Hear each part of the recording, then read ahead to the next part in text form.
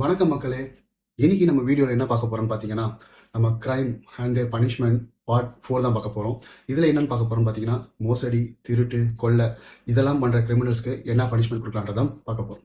மோசடி, திருட்டு, கொள்ளை அடிக்கிறவங்க இவங்களுக்குலாம் என்ன பண்ணலான்னு பார்த்தீங்கன்னா, ஆக்சுவலாக இது வந்து எப்படி விக்டிம்க்கு இம்பாக்ட் ஆகுதுன்னு பார்த்து தானங்க நம்ம சொல்ல முடியுங்க எந்த பனிஷ்மெண்ட் கொடுக்கணுன்றது. எக்ஸாம்பிள் இப்போ மோசடியை திட்டின்னு வச்சுக்கோங்களேன், பணத்தை மோசடி பண்ணியிருப்பாங்க, லேண்டு, கோல்டு, நிறைய மோசடி இருக்குது. ஸோ இதெல்லாம் எடுத்துக்கிட்டிங்கன்னா ஒரு விக்டிம் எப்படி இம்பாக்ட் ஆகிருக்காரு. ஸோ இவன் வந்து கேஸ் நடத்தி போயிட்டு இருப்பாரு, அது வந்து சால்வ் ஆகிட்டு இருக்கும். ஆனாலும் காசு மறுபடியும் திருப்பி கொடுக்காம ஏமாத்திட்டு இருப்பாங்க. இதை என்ன பண்ணலான்னா, அவங்க விக்டிம் வந்து கொடுத்துருக்க கேஸ் படி அந்த மோசடி பண்ணவர் வந்து இவங்களுக்கு காசு கொடுத்துருக்கணும், காசு திருப்பி கொடுக்கணும், அண்ட் அவரை நம்ம ஜெயிலையும் போடணுங்க. அதுக்கு அவருக்கு கேஸ் வந்து ரொம்ப ஸ்ட்ராங்காகவும் போடணும். இனிமேல் அந்த மாதிரி மோசடி பண்ணுறதுக்கு யோசிக்கவே கூடாத அளவுக்கு கேஸ் போடணும். இப்போ நான் சொல்ல போகிறது ரொம்ப முக்கியமாக என்னதுன்னா, இதில் வந்து விக்டிம் வந்து எப்படி இம்பாக்ட் ஆயிருப்பாங்க பார்த்தீங்கன்னு வச்சுக்கோங்களேன். இந்த கொள்ளையோ ஏதோ நடந்துச்சுன்னா அவங்க வந்து சில பேர் உயிரே விட்டுருப்பாங்க. அந்த மாதிரி சுச்சுவேஷனில் இந்த கொள்ளடிச்சவங்களோ, மோசடி பண்ணவங்களோ, திருட்டு பண்ணவங்களோ இவங்கெல்லாம் கண்டிப்பாக மரண தண்டனை தாங்க அனுபவிக்கணும். ஏன் அப்படி சொல்கிறேன்னு பார்த்தீங்கன்னா, கண்டிப்பாக இவங்க பண்ண தப்புனால அங்கே ஒரு உயிர் போயிருக்கு. ஸோ அந்த உயிர் இனிமேல் போகக்கூடாது.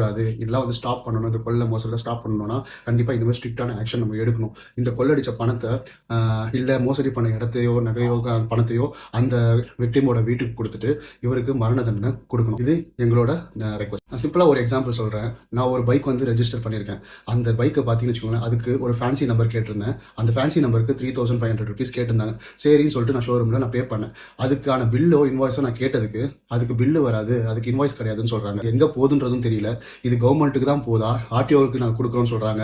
அண்ட் இது புரோக்கர் மூலிமா போகும்ன்றாங்க. இது என்ன கான்செப்ட்னு எனக்கு தெரியல. அண்ட் இது வந்து கண்டிப்பாக மோசடி மாதிரி தான் இருக்குது, திருட்டாகவும் இருக்குது. இது எங்ககிட்ட கொள்ளடிக்கிற மாதிரியும் இருக்குது. இது எப்படி போய் சேரும்ன்றது தெரியல, இது யாருக்கு போய் சேரும்ன்றதும் எனக்கு தெரியல. நாங்கள் கவர்மெண்ட்டுக்கு கொடுக்குற ஒரு ரெக்வஸ்ட் என்னன்னா, ஆர்டிஓக்கு ஒரு வெப்சைட் இருக்கும். அந்த வெப்சைட்டில் ஃபேன்சி நம்பர்ஸ், அதாவது இருக்கிற அவைலபிளான எல்லா நம்பர்ஸும் டிஸ்பிளே பண்ணுங்கள். நாங்களே போய் சூஸ் பண்ணுற மாதிரி ஒரு ஆப்ஷன் கொடுங்க. ஃபார் எக்ஸாம்பிள் ஒரு TN11 இல்லை வந்து ஏ சீரீஸில் வந்து 1 to 100 அவைலபிளாக இருக்குன்னு வச்சுக்கோங்களேன். 1 கவர்மெண்ட், 100 கவர்மெண்ட்னா அது கவர்மெண்ட் போட்டு பிளாக் பண்ணுங்க.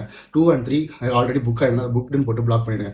மீதி எல்லாமே அவைலபிள் இருந்துச்சுன்னா கிரீன் கலரில் அவைலபிள் கொடுங்க. அதை நான் கிளிக் பண்ணி பேமெண்ட்லேருந்து இன்வாய்ஸ் வாங்கி இன்வாய்ஸ் எடுத்து ஷோரூமில் கொடுத்தோன்னா அதுக்கேற்ற மாதிரி அவங்க எங்களுக்கு ரெஜிஸ்ட்ரேஷன் நம்பர் ஆர்டிஓலேருந்து வாங்கி கொடுக்கணும். இப்படி தான் ப்ராசஸ் இருக்கணுன்றது நான் நினைக்கிறேன். நான் சொன்ன ஒரு சிம்பிளான வழி தாங்க. எப்படி நம்ம சினிமா டிக்கெட் வந்து புக் பண்ணுறோமோ அதே மாதிரி தான் இந்த ஆர்டிஓ ஃபேன்சி நம்பர். அதாவது உங்கள் வண்டிக்கு என்ன வெஹிக்கலாக இருக்கலாம், ஒன்று காரு, பைக்கு, ஆட்டோ, லாரி, உங்களுக்கு என்ன வேணுமோ அந்த ஃபேன்சி நம்பர் அதில் இருக்கணும். அந்த நம்பரை நீங்கள் செலக்ட் பண்ணி பே பண்ணுங்கள். கண்டிப்பாக நான் பே பண்ண மாட்டோம்னு சொல்ல, பே பண்ணுறது கவர்மெண்ட்டுக்கு போய் அது இன்வாய்ஸோ பில்லோ வந்துச்சுன்னா நல்லாயிருக்கும் தான் நாங்கள் சொல்கிறோம். ஸோ நான் பேசுனது உங்களுக்கு பிடிச்சிருந்தது அண்ட் கரெக்டாக இருந்துச்சுன்னு தோணுச்சுன்னா லைக் அண்ட் ஷேர் பண்ணுங்கள். அண்ட் ஃபாலோ பண்ணாதாங்க ஃபாலோ பண்ணிக்கோங்க. தேங்க்யூ.